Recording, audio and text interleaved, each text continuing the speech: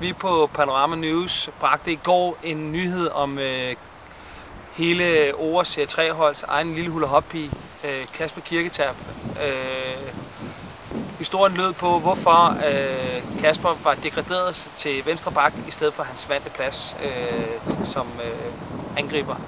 Vi har nu med os Serie 3-holdets træner, Ulle, som vil give en forklaring på, om dette er sandt.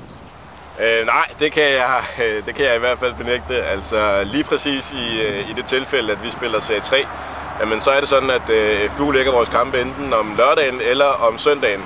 Og i alle tilfælde, så kommer lørdag eller søndag efter fredag eller lørdag. Og fredag eller lørdag, jamen, der er der garanti for, at Kasper Kirketerp, om end ikke har været i klammeri med det modsatte køn, jamen, så er han i hvert fald i et stærkt beruset tilstand forsøgt at komme det. Så nej, det bliver der ikke lavet om på den grund. Har det så noget på sig, at Kasper Kirketerp har fået et rødt kort tidligere på sæsonen og 3 spilledags karantæne med hensyn til hans venstre bak-position?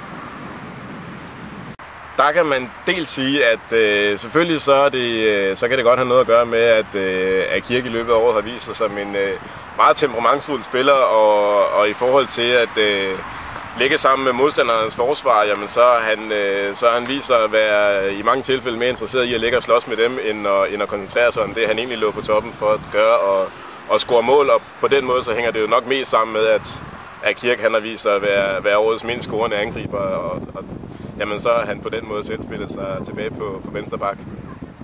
Og nu så har vi fået bekræftet, hvorfor Kirke blev sat ned på sin venstre bak i søndagens Serie 3-kamp. Bjørn Elmsted, Panorama News på Roermark.